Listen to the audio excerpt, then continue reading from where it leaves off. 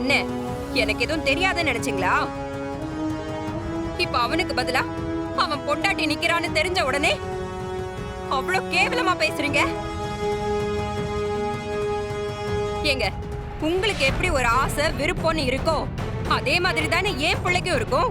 அபிராமி, இதோட உன் பேச்சு நிறுத்திக்க. நான் ஒண்ணு விருப்பப்பட்டு அவனை பிரச்சாரத்துல திட்டலையே. என்னை எதிர்த்து யார் நின்னாலும் நான் இப்படிதான் பேசுவேன். நேத்து வரைக்கும் எதிர்கட்சிக்காரன் நான் இப்படிதானே பேசினேன். அப்ப நீங்க யாரும் அதை தப்புன்னு சொல்லலையே. எலெக்ஷன்னா எதிர்த்து நிக்கிறவனா இப்படி அசிங்கமா பேசுறதுதான் வழக்கம் அரசியல்ல. பதிலுக்கு வேணும்னா அவனையும் பேச சொல்லு. அப்பனா இருந்தாலும் சரி, புள்ளையா இருந்தாலும் சரி, எலெக்ஷன் வந்துட்டா எதிரி எதிரிதான்.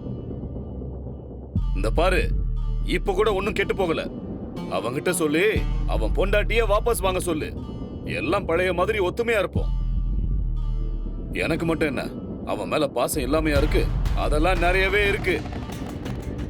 என் பேச்சு மீறி அவன் பொண்டாட்டிய போட்டி போட வச்சான்ல, அதான் என்னால தாங்கிக்க முடியல.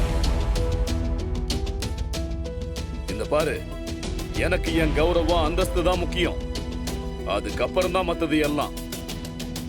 அதனால அவனை முறையா வாபஸ் வாங்க சொல்லு. அப்பா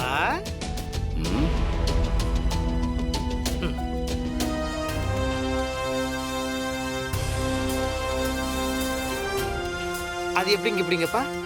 உங்களோட பேச்ச கேட்டுக்கிட்டு நாங்க வாபஸ் வாங்கணுமா? நாங்க எதுக்குப்பா வாபஸ் வாங்கணும்? உங்களோட அராஜகம், அடியாளுங்க, அள்ளு சில்லு, வண்டு வாண்டு இதுங்களெல்லாம் பார்த்து பயப்படுற ஆளுங்க நாங்க கிடையாதுப்பா. எந்த ஒரு தொகுதியிலையும் யார் வேணா யாரை வேணா எதிர்த்து நிக்கலாம். இப்போ அம்பேத்கரே அதுதான். அம்பேத்கர் யார் தெரியுமா? உங்களுக்கு தெரிஞ்சுக்க வாய்ப்பு இல்லை. அவர் தான் இந்திய அரசியல் அமைப்பு சட்ட வரைவெல்லாம் ஏற்படுத்தினவர். இப்போ அவரே அதில் நாங்கள் செய்கிற சரின்னா சொல்லியிருக்கிறாரு. அதனால நாங்கள் அதை தான் செய்வோம். இந்த உருட்டல் மிரட்டல், இந்த குடுகுடுப்பு வேலை, இது அந்த ஒத்துனீங்கன்னா நீங்கள் திட்டினாலும் திட்டுங்க, கழுவி ஊற்றினாலும் ஊற்றுங்க, நாங்கள் பாட்டு தொடச்சிட்டு எங்கள் வேலையை பார்த்து போயிட்டே இருப்போம். சரிடா, நீ நில்லு. ஆனா ஒண்ணு, இன்னைக்கு நீங்க ஒரு இடத்துல தானே அவமானப்பட்டீங்க. இனி நீங்க போற ஒவ்வொரு நாளும் ஒவ்வொரு இடத்துலயும் அவமானப்படுவீங்க, கேவலப்படுவீங்க.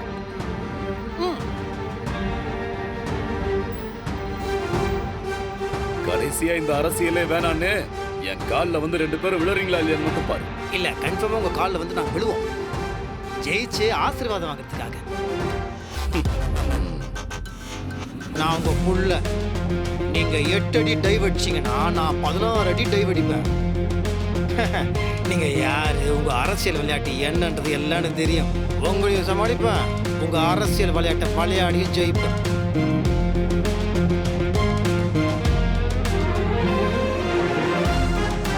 நீங்க வேணா பாருங்க, என்ன நடந்தாலும் சரி என் பொண்டாட்டிய நான் ஜெயிக்க வைப்பேன்.